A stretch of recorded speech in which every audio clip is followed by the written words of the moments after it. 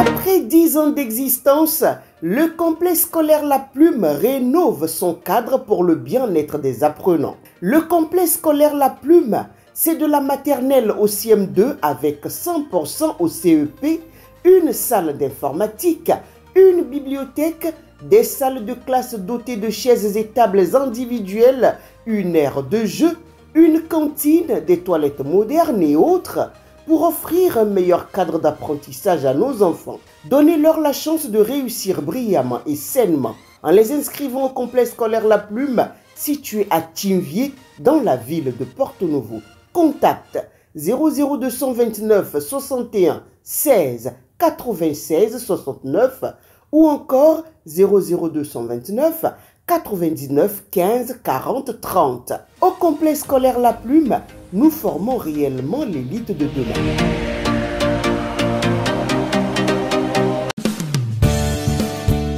Le téléphone portable, smartphone et tous les autres appareils électroniques nous sont très utiles au quotidien. Risque de courbature, de fatigue générale, d'insomnie, de faiblesse sexuelle, de surdité ou de cécité, des AVC, les charges électromagnétiques des téléphones portables, smartphones ou tout autre appareil électronique sont très dangereuses pour la santé et peuvent vous conduire à la mort. Utilisez désormais les autocollants anti-radiation GIA pour protéger et préserver votre vie.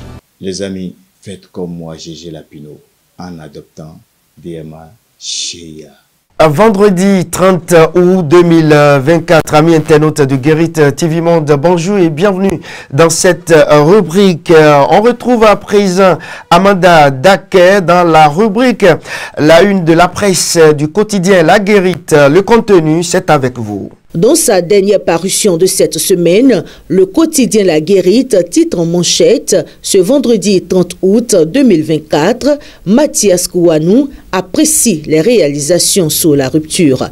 Talon est un véritable agbono. Le journal d'Akonaboué ajoute que grâce à la tournée gouvernementale, on a vu beaucoup de réalisations de la rupture. Bientôt, plus d'évacuation sanitaire selon les maires de Dongbo.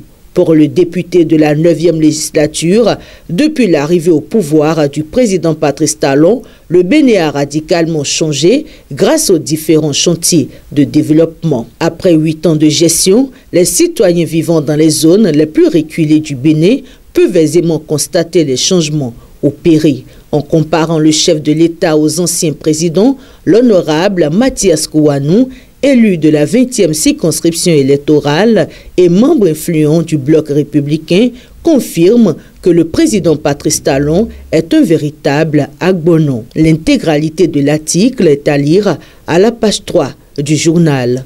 On parle toujours politique et le journal titre en sa fausse manchette du haut. Selon Bertin Kouvi, Moël Béné et RN sont les appendices de la mouvance. Le débat sur la relecture au nom du nouveau code électoral adopté par les députés le 5 mars 2024 continue de dominer l'actualité béninoise. Invité sur la chaîne de télévision numérique Esaü TV le dimanche 25 août dernier, l'acteur politique Bertin Kouvi a partagé ses impressions sur ce nouveau code électoral. Selon lui, il s'agit du code nécessaire pour le renforcement du système partisan au Bénin. Ce code est chrysogène pour ceux qui veulent créer une crise, a-t-il déclaré. Lors de l'entretien télévisé, Bertin Kouvi a affirmé que les partis Moël Béné et RN sont les appendices de la mouvance. Autres titres font également la une de votre quotidien dans sa parution de ce matin. À Festive, à Moussou, l'opposition toujours déterminée.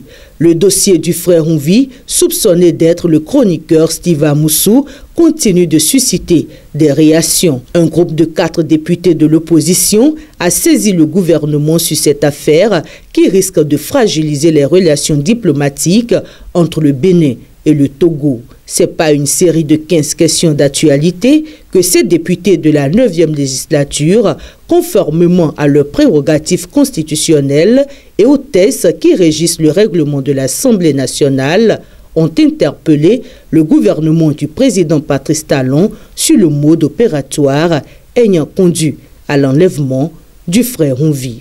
Le testament, ce qu'en pensent les populations. Dans la rubrique quotidienne La Rue Opine, l'animatrice Faouzia Sefou a recueilli les avis des internautes sur la question suivante.